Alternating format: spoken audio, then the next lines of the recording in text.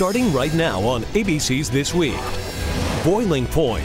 Turn around and go back! Children and mothers pouring across the southern border.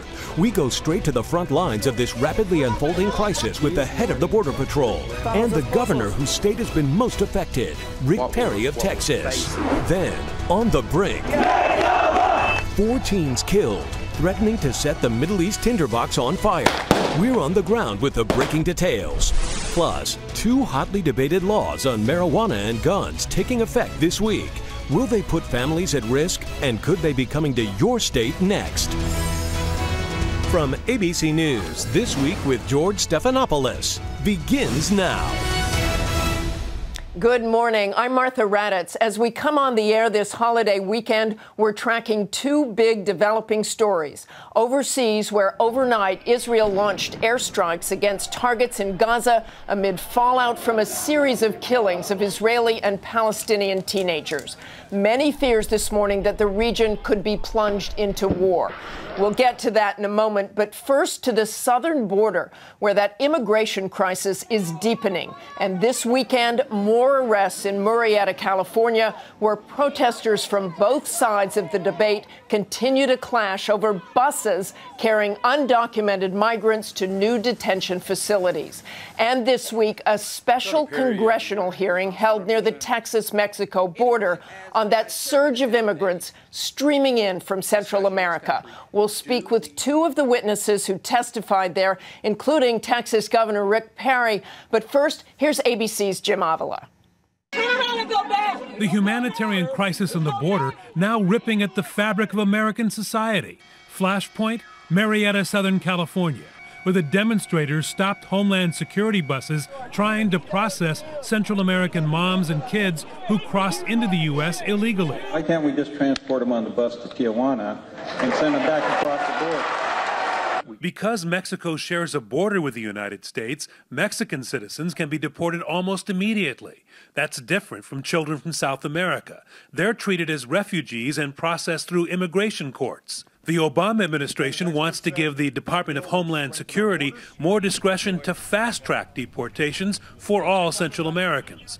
But residents of these border towns are angry that the migrants are crossing over at all. This is an invasion. Why is the National Guard not out there stopping them from coming in? But in an exclusive interview with ABC News this week, his first since the crisis began, Customs and Border Protection Commissioner Gil Kerlikowske says these immigrants should not be feared. These are family members. These are not gang members. These are not dangerous individuals. Kerlikowske says the young immigrants and mothers from El Salvador, Guatemala, and Honduras often run towards his agents, wanting to be detained. These agents have gone well beyond the call of duty, taking care of these kids, treating them with true compassion, with true heartfelt sympathy. And you believe you have enough agents to do the job right now? Well, as you know, Secretary Johnson has just deployed an additional 150 agents to the Rio Grande Valley, and that is on top of the 115 that are already moving in. So I'm confident that we have the resources. They are detaining thousands each week, a projected 80,000 this year alone. Now Homeland Security is struggling to find a place to keep all of them. For This Week, Jim Avila, ABC News, Washington. I'm joined now by Bishop Mark Seitz of the Catholic Diocese of El Paso, Texas, who has been on the front lines aiding those children and families entering the country. Thanks for joining us, Bishop Seitz. The part of the story we haven't really heard about is why is there this huge influx of these refugees now? What is happening in Central America to make them all come here? Did something suddenly change down there? You've been down there with them. Right. I think that's something that has been missed by many people. Hearing the story, we just take it up at the point when they arrive at the border. And what we need to begin to understand better is, why would they leave? What would it take for you or me to leave our home, to leave it all behind, just to leave it as it is, and to make that journey that they do know is very risky? They do know they're risking their life. And what stories have you heard, Bishop? Well, I've talked with so many people who said that their life was directly threatened. Down in Tapachula, in the southern border of Mexico, I spoke with a 15-year-old and a 17-year-old who told me that they had been recruited by the gang, that they would not join the gang, that their only option was to leave. And even though they were being deported from Mexico back to Honduras, to San Pedro Sula, the most dangerous city in the world, they would not stay.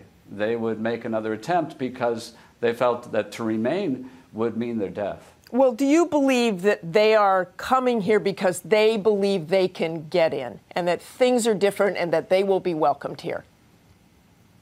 I think a helpful analogy for me is a house that's burning and people at the windows ready to jump. We can say as many times as we want, don't jump. Help is coming. But if the flames begin licking at their backs, then they're going to jump and they'll look for the safest place to land. And that, I think, is what's happening. Many of them do know that in the United States there are people who would receive them, and that's where they go. Now, at the same time, Bishop, we should point out that tell me asylum what you would claims. say. Tell me what you would say to Governor Perry. You know his feelings on this. Well, I'd say to Governor Perry, I know that he is a compassionate man, and I think we need to tune into that side of our personhood. We know that there is great concern about people coming to our borders. We just need to find a way, first of all, to receive them according to existing laws that say we must receive people who are seeking asylum. In fact, they are not illegal if they are coming under those circumstances. And we need to look at the root causes also and see what we can do as a country to help the situation in Central America. Okay, thanks very much for joining us, Bishop.